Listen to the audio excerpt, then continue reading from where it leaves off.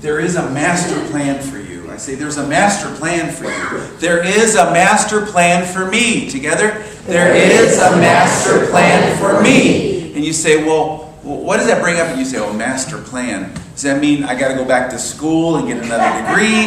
Does that mean I got to find some ideal person in my life? My dream date? Barbie, queen of the prom? You know? Do you have some picture, some grandiose world movement that you will be the leader of? Or people will recognize you in a certain way? Or the world will change according to your dictates? Or you have a certain agenda that the people around you are all finally fixed my family once and for all? What is it? What is it that the divine plan is to you? And realize it's none of those things. So if it's not any of those things, if it's not fixing your spouse or getting your mom to change into what you want her to be, or somebody giving you a job you want, what is the divine plan? What is the master plan? First of all, it was encoded and embossed or engraved in your heart as you came into this lifetime. And it is unfolding at all times, but it is a living thing. My divine plan is a living thing. Together? My divine plan is a living thing. That means it's not a set thing, like a tick list, like check, I got this, check, I got this, check, I got this. It's not a linear thing of it's going to be this, then this, then this, then this. It is like you make choices, other people make choices. It's three-dimensional. You've got to be flexible with it. You've got to be willing, because the divine plan is a living, breathing consciousness that is unfolding its good in your life at all times.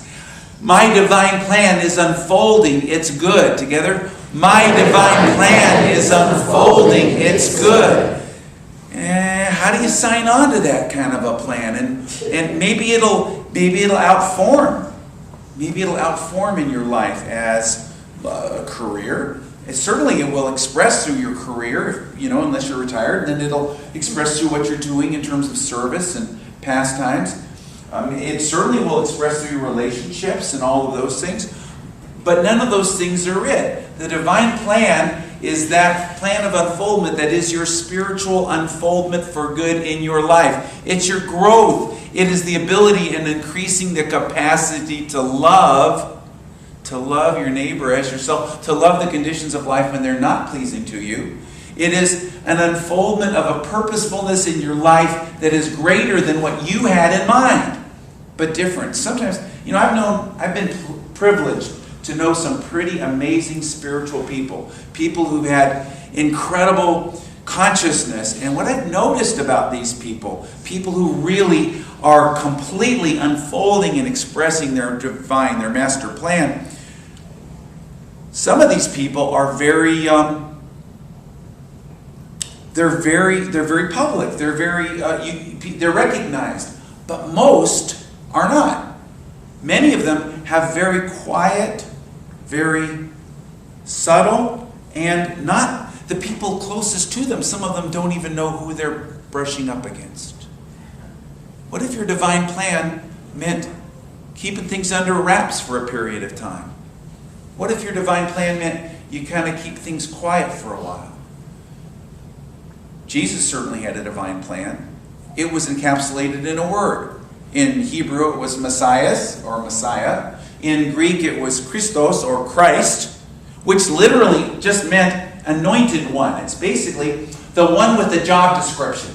The anointed one, anointed to do a certain thing. And that word, Messiah or Christ, was used in the Old Testament for other people too. I'm not minimizing Jesus' role, but David was called the Messiah or Christ several times because he had certain things he was supposed to do. And maybe we hold it a little differently, but everyone in a sense has a job description. We all have, including all those characters, a job description. We're anointed ones, anointed to do a certain thing. But what is that thing? And how do you find out? Well, we look in unity and in progressive Christianity at the life of Jesus as a great template, a great example for the way we're supposed to unfold our lives. And isn't it interesting that before he fulfilled his job description, what did he do? He paid his dues.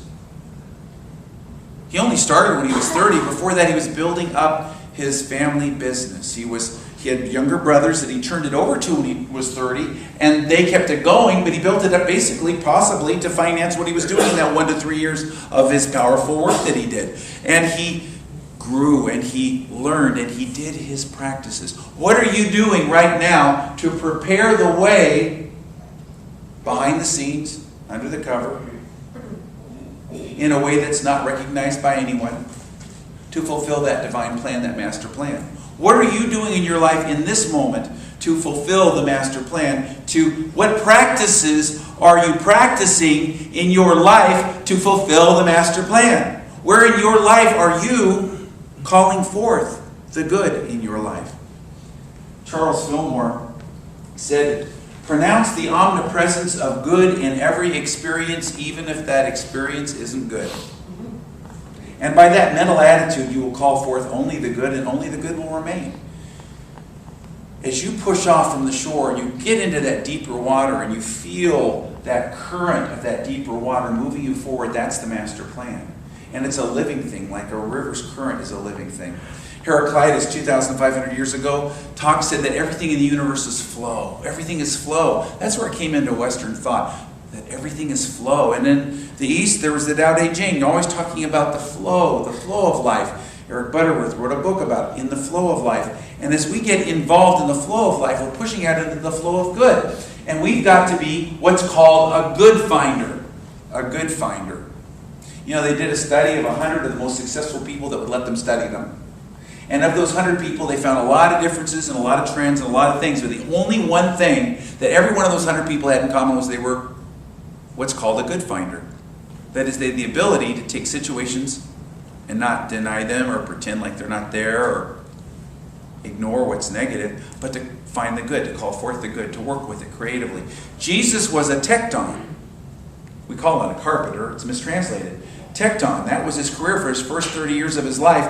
And it was a combination engineer, architect, carpenter, builder, contractor. All those things. You know, they multitasked. So they did all those things. And what he did was he took raw materials and built with them and turned them to good and used them. Where in your life are you preparing the way, as he did in his life for his first 30 years, preparing the way, turning things to good? And then something happened. Then it came forth that he was supposed to do this great work. It outformed, and you would think that Jesus would be ready for it, that he'd know it was coming, that he would have it all together, that he would understand it, recognize it. Not so. In fact, he even resisted it and argued against it. Now, in Matthew, Mark, and Luke, the beginning of his ministry was when he was baptized at the River Jordan, John the Baptist, the Spirit came down like a dove, all that kind of stuff.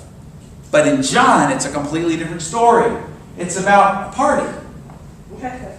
Of all the places for him to start his ministry, it's when they ran out of booze. It's the truth. Here he was at a wedding feast, and it was probably his cousin, according to tradition, church tradition, and there were so many people there. You know there were a lot of people there because when he turned the water into wine, it was 180 gallons of wine, and they'd already been drinking. So and I'm not trying to make this into some kind of an anti-AA thing. The reality is that in their culture, they had very watered down wine because everybody would have died of dysentery if they hadn't purified it with a little alcohol, frankly. And that was just part of the deal. So here they were, and Jesus had been preparing for years and years and years, undercover. Nobody knew who he was. He was not recognized. And then all of a sudden, it was time for him to make the move, to move his consciousness into a new place. Now on the third day, there was a wedding at Cana, Galilee, and the mother of Jesus was there. Jesus and his disciples also were invited to the wedding. When the wine ran out, Jesus' mother said to him, "They have no more wine." And Jesus said to her, "Woman, what's that to you and me? My hour is not here yet." And his mother, ignoring him, said to the servants, "Go, do whatever he tells you." Now standing nearby were 6 stone water jars, according to the purification requirements of the Jews, each holding between 20 and 30 gallons. Jesus said to the servants, "Fill each jar with water." So they filled them up to the brim And then he told them, now draw some out and take it to the master of the feast. That was just a tradition. You'd have to taste it first. So they took the master some, and when the master of the feast tasted the water that had become wine, not knowing where it came from, although the servants who had drawn the water knew, he called the bridegroom forward, and he said to him, everyone else serves the choice wine first, and then when the guests are a bit drunk, that which is inferior. But you've kept the good wine until now. Jesus did this, the first of his signs, at Cana in Galilee, and revealed his glory, and his disciples believed in him. A lot of things here. This is a template for how we move into our divine plan in our lives, our master plan. First of all, it comes out of nothing. It comes when we feel like we've run out. They ran out. They ran out of spirit. Have you ever felt like you ran out of spirit? I don't have any more spirit. And human extremity is God's opportunity. And so it's that time when you feel like you've run out. I just don't know which way to turn. I've run out. I don't have any more. I can't give any more. I feel like I've just been squeezed dry and there's nothing left. In that moment, the element which is the most abundant in your life will come forth and transform. In this case, it's water. Your physical body is made of 70% water. Their planet Earth is made of 70% water. It's the most common thing there is. So Jesus did this miracle. And isn't it interesting? You'd think that Jesus would pick his first sign. In John, there are no miracles. They're called signs because they're signs of something deeper. They're really symbolic. So this first sign, not for somebody with a broken leg or something that he could fix or something that would be noble, but because they ran out of wine at a party. Of all the things, and then picked the most common element, water, to transform. Because in your life and in my life, we most often engage with the master plan when we feel like we've run out, and it is the most common of all circumstances that the transformation takes place. You say, my relationship with my mother-in-law, that's where I'm going to engage spirit? There's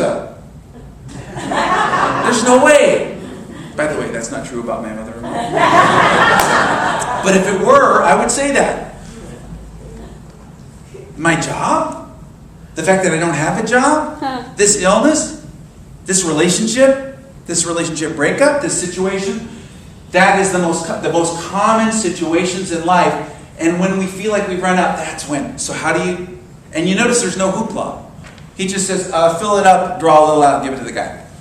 It's like you just engage with it. But he also did something that we need to do. He engaged himself with the process of the practice of the spiritual principles, which as you work with them over a period of time, create an energy and a vibration in a life so that when he hits 30 years old and he's ready to do, actually he's not ready to do this, but when he's called for it to do this, he's ready to engage with it.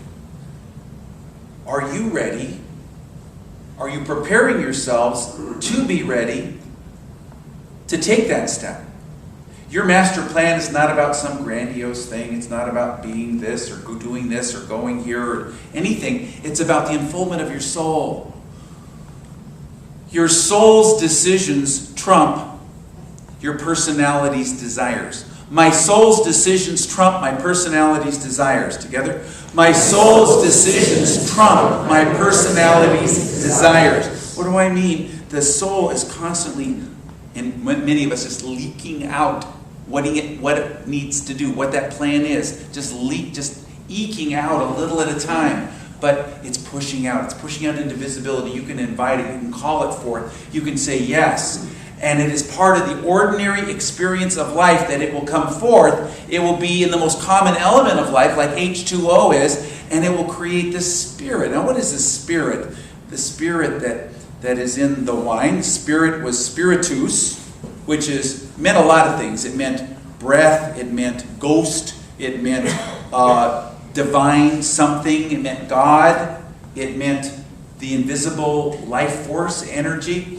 This life, the wine represents the life force energy that's constantly unfolding, constantly frothing and yeasting and moving forward and constantly coming alive within us. You are coming alive with that spirit. I am coming alive with that spirit. Together? I am coming alive with that spirit. Now let's just take it out of our personal lives and look at this church. The church has a divine plan. Now, a lot of people always get grandiose about, oh, the church is going to go do this, we're going to build this, we're going to do that. No, the church is a church of spiritual growth. That's the divine plan. You know, the purpose of Unity Northwest is to nurture the experience of God in all. That's our mission statement. So how are we doing that? It's outforming. It's outforming in a beautiful way. It's not some grandiose thing. Again, I've known people who are the most enlightened people I've met in this lifetime, who are very public and are really doing grand things. More often, I've known people who are very, very subtle. They shine a powerful light and do a powerful work, and nobody knows about it. You may be called forth to do something very public. You may be called forth to be very behind the scenes. It doesn't matter. The important thing is your alignment with the divine plan. How do you align with that master plan in your life? How can you get that master plan? How can you hook into it? How can you move with it? You can pronounce the omnipresence of good in every situation, even if it isn't good, according to Charles Fillmore. And then the good will come forth, and then only the good will remain. How do you call forth the good? You know, once I was going through a really horrible time, horrible by my judgment, and I was, crying some, and I was going through this and feeling very whatever. And the words came to me, meditation, every tear will become a jewel, every pain will become a pearl. Every tear will become a jewel, every pain will become a pearl. Wow. And I realized, I'm going to go through this situation. And I had to let my feelings be what they were. Now you say, feelings be what they were. How do I call forth the good if I let my feelings be? Shouldn't I suppress my feelings? Know the difference between a feeling and a decision. A feeling and a decision. Go through your feelings. Let them be. Let them breathe. It's part of your natural process. And let them go. The difference between a feeling and a decision. Pain is a feeling. Suffering is a decision. Sadness is a feeling. Despair is a decision. Fear is a feeling. Immobilization is a decision. Anger is a feeling. Unforgiveness, resentment, hate, those are decisions. So don't make a decision out of your feeling, but go through the feeling and journal it out, write it out, let it go. Get it out and then move past it. You're not limited by your feelings. And the very circumstance that you find yourself in is the gateway to the abundance of life. You notice there that out of this they were in total lack, they had nothing, and they ended up with 180 gallons because they had what? They had life all around them. The water was there, and it was transformed. There's a woman, and I can share this story, it happened 30 years ago, so the players are now all dispersed, so I can tell the story about this woman who, I was an associate minister in a church. She had the office next to mine, and she was desperate. She was ready to file bankruptcy because for 3 years in a row, they'd given her a 5% pay cut.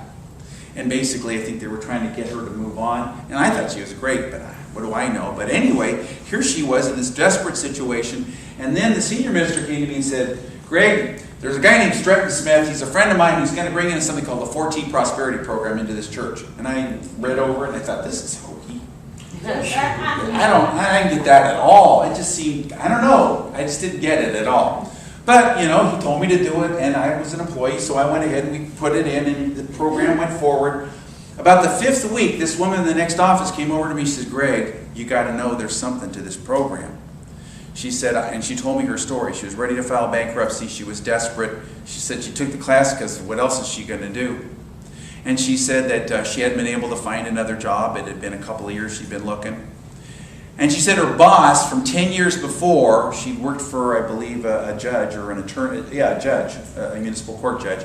Her boss from 10 years before had hired a private investigator to seek her out. This is in the days before the internet. And had found her and offered a job at twice the pay.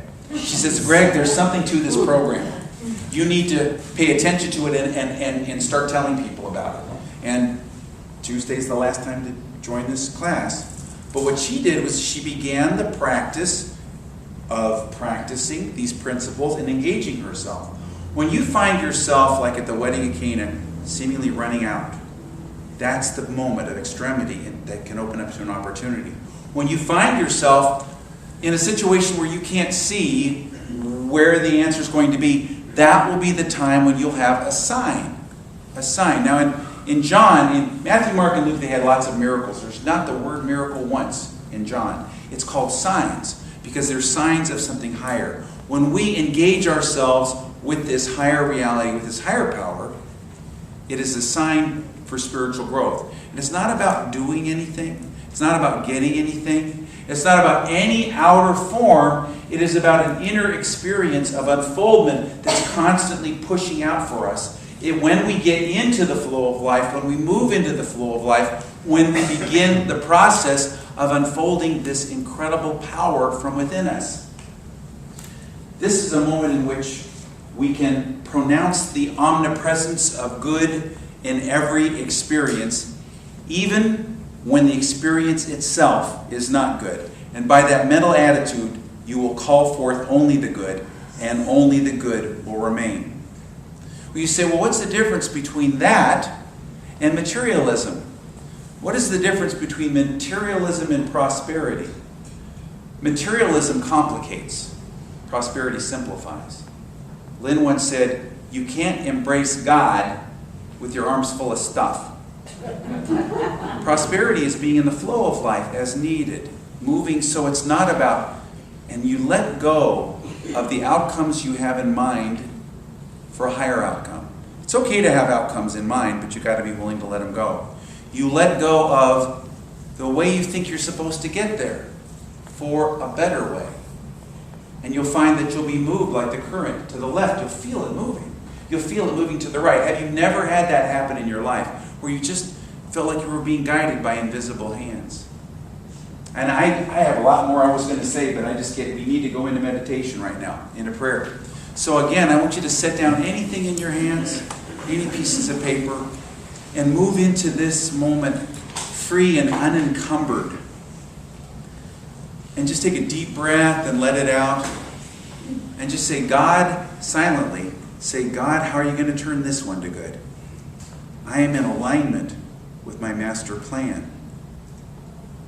I am in alignment with the plan for good for my life. My heart is open and I push off from the shore into the current of life. I feel the current carrying me forward, bringing me into greater and greater alignment of the good. As I am aligned with the master plan, I move into the flow of life. As I bring myself into this flow and I allow and give consent by letting go of the outcomes, letting go of the way that I plan to get there, I instead move forward. I let go of my resistance. I know I am carried forward safely.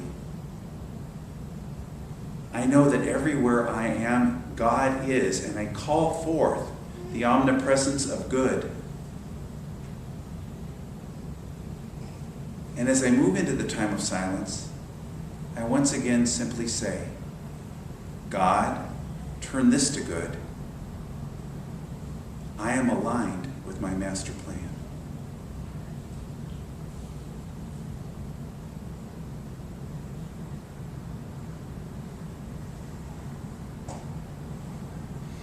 Thank you, God. As we move forward in a powerful way, we are aligned and attuned so that even the details of our lives are guided and directed as we commit to our inner practices and our inner growth. Our soul is pushing forward and pushing out. We're fulfilling our divine master plan. Thank you, God, and so it is. Now take a deep breath and let it out and be in this moment. And I want you to sit down, all pieces of paper, all notes, all things that may distract you. For this is the moment in which you go deeper. Imagine that you are pushing off, pushing out from the shore into the deeper water where there is a strong current. Imagine that you're in a safe, wonderful raft, and there's a powerful current. This isn't whitewater rafting. This is strong, beautiful, peaceful rafting.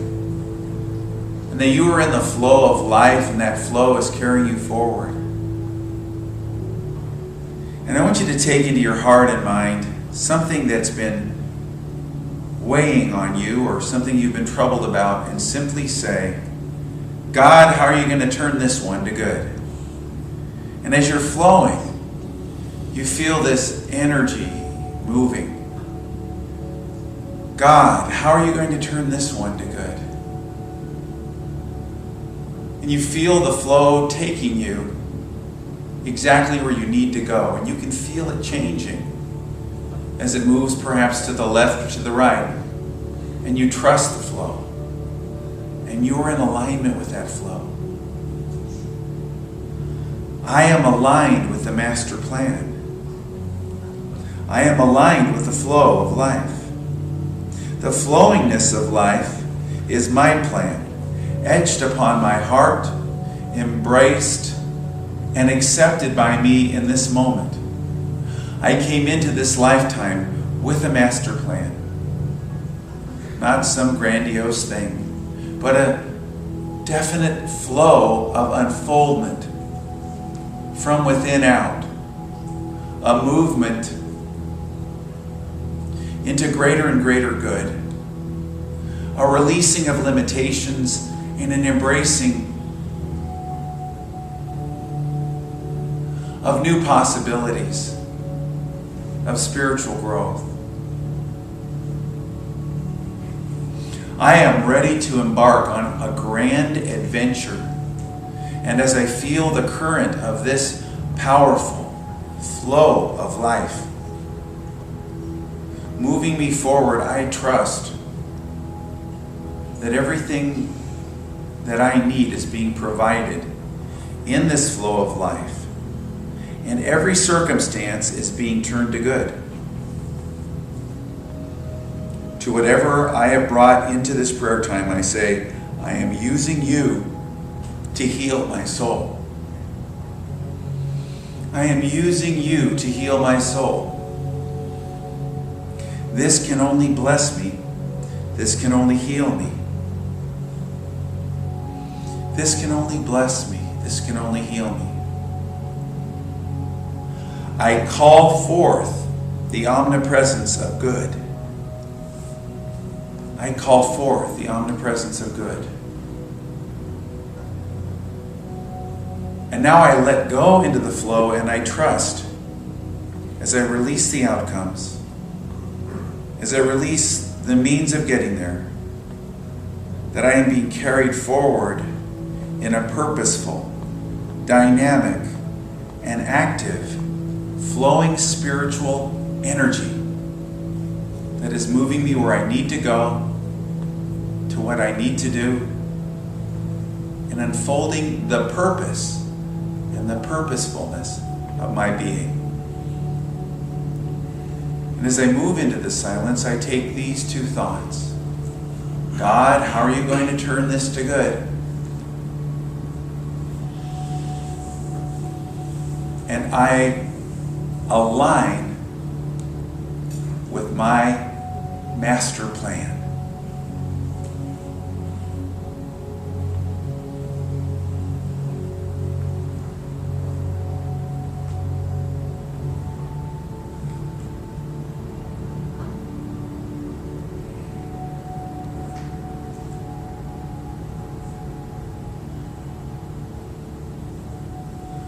And now I release it and let it go, and I'm loving what is. I let it be.